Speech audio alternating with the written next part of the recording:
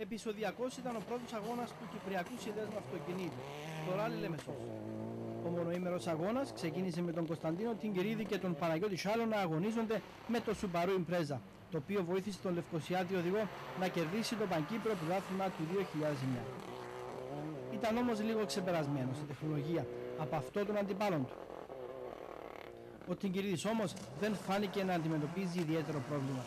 Κέρδισε τις πρώτες 4 ειδικές διαδρομές και έφτιαξε μια διαφορά από τον δεύτερο της τάξης του 1 λεπτού. Δεύτερος πριν την ανασυγκρότηση ήταν ο Ελλαδίτης Στέφανος Καμιτσάκης με τον Σάβα Λαό και το Mitsubishi Lancer Evolution 9 του Νίκου Θωμά, ο οποίος δεν αγωνίστηκε στον αγώνα του πρωταθλήματος για τον συγκεκριμένο λόγο. Στέφανε, καλώς ήρθες στην Κύπρο. Ένας αγώνας σήμερα, ο πρώτος του πρωταθλήματος. Θα ήθελα να μου πεις πώς τον αντιμετωπίζεις.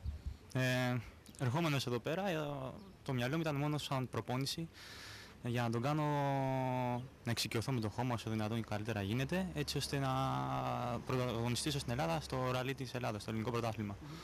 Τα αντιμετωπίζουμε καθαρά και μόνο για συλλογή εμπειριών και να ευχαριστούμε τον αγώνα.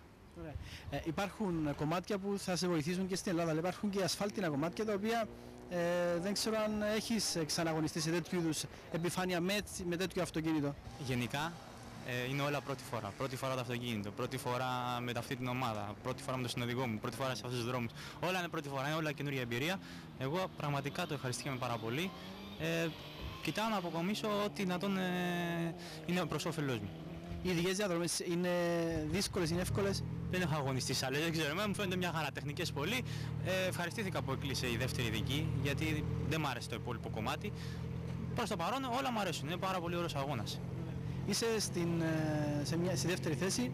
Μόλις ο Κωνσταντίνος Τιγκυρίδης τιμωρήθηκε με 10 λεπτά ποινή γιατί μπήκε προάφηξη, άρα είσαι πρωτοπόρος στον αγώνα. Πώς θα αντιμετωπίσεις τον αγώνα πλέον? Δεν με ενδιαφέρουν καθόλου οι χρόνοι πραγματικά.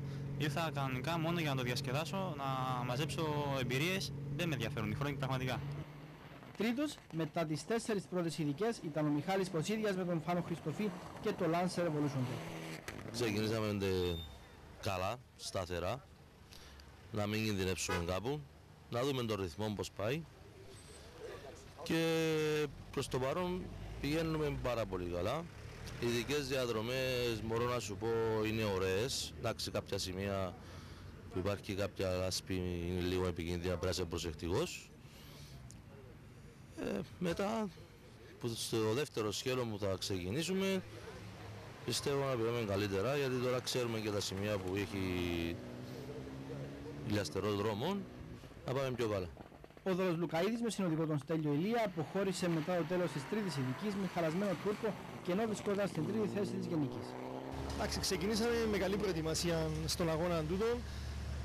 Βασικά ήθελαμε πιο πολλά την προσαρμογή μας με το νέο αυτοκίνητο, έναν καινούργιο θεωρητικά αυτοκίνητο. Ξεκινήσαμε αρκετά καλά. Το αποτέλεσμα της πρώτης ειδικής και της δεύτερης εφάνηκε ότι μπορούσαμε να χτυπήσουμε μέσα στην πρώτη τριάδα. Δυστυχώς όμως στην τρίτη ειδική, 3 χιλιόμετρα πριν το finish, είχαμε κάποιο πρόβλημα με το τούρπο. Φάνηκε ότι ήταν πρόβλημα του τούρπο, οπότε απλά τερματίσαμε στην τρίτη ειδική και αποχωρήσαμε.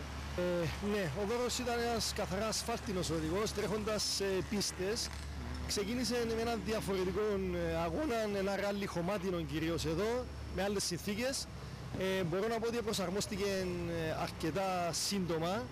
Φάνηκε ότι με το νέο αυτοκίνητο και με τις προετοιμασίες που έγιναν είναι έτοιμος για πιο ψηλά σκαλοπάτια. Μετά το τέλος του πρώτου σκέλους ήταν λογικό οι Τιγκυρίδης και Σάλος να αντιμετωπίζουν τον αγώνα με αισιοδοξία. Όμως μετά τις 4 ειδικές είμαστε στην πρωτοπορία, αν έχουμε κερδίσει και τις 4 ειδικές, να δούμε τη συνέχεια. Φαίνεται ότι θα έχεις κάποιο έργο να επιτελέσεις, ας το πούμε, γιατί ο ανταγωνισμός υπάρχει και σήμερα, αν και ο Θωμά και ο Τιμοθέου αποχώρησαν. Θα ήθελα να μου πεις πώς θα αντιμετωπίσεις τους υπόλοιπους οδηγούς τώρα που φαίνονται να είναι γρήγοροι. Κοίταξε, για το σημερινό αγώνα ήδη έχουμε κερδίσει μια αξιόλογη διαφορά. Απλά θα προσπαθήσουμε να την κρατήσουμε, θα πάμε πιο ασφαλισμένα. Οι ειδικές δεν είναι και ότι καλύτερο σήμερα. μπήκατε πάνω στα βουνά να δείτε. Όσο για ο συναγωνισμός, σίγουρα ο συναγωνισμός κάθε χρόνο λέμε ότι αυξάνεται, μεγαλώνει. Θα προσπαθούμε πάντα για το καλύτερο. Έχει τελειώσει το πρώτο μέρος, είμαστε στα 58 δευτερόλεπτα για την ακρίβεια από το δεύτερο που είναι ο Έλληνας Καμιτσάκης με το Σαββαλαό. Τις επόμενες ειδικές θα πάμε συγκρατημένα γιατί οι δρόμοι έχουν χαλάσει από την κακοκαιρία και ελπίζω να έρθουμε στο τέρμα γιατί στόχος είναι να τερματίσουμε. Αμέσως μετά όμως δράμα για τον Τιγκυρίδη. Με μια ψυχολόγητη ενέργεια πέρασε τα σημεία ελέγχου πριν την προκαθορισμένη ώρα με αποτέλεσμα να τιμωρηθεί.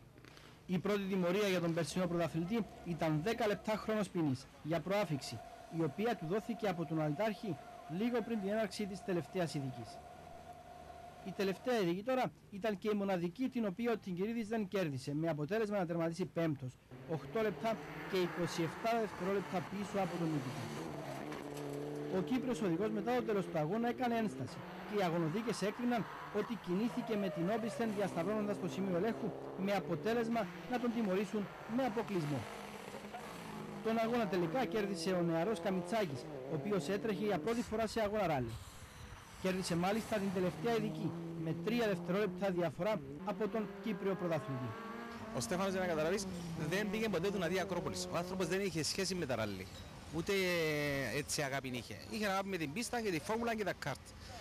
Πέρσι, περί τα τέλη σεζόν, ξεκίνησε αυτή η ασχολία, έκανε ένα ασφάλτινο και είναι το πρώτο του χωμάτι. Εγώ δεν σου κρύβω ότι όταν δέχτηκα την πρόταση μου τον Νίκο να πάω για τεστ την Κυριακή που είχε έρθει ο Στέφανος και πήγα ένα γυρό μαζί του για 2 χιλιόμετρα, ένιωσα ότι έχει και την καρδιά, έχει και την ταχύτητα. Επόμενος γύρος του Παγκυπρίου Πρωταθλήματος του Κυπριακού Συνδέσμου Αυτοκινήτου, το ράλι της Πάφου στις 19 και 20 Μαρτίου.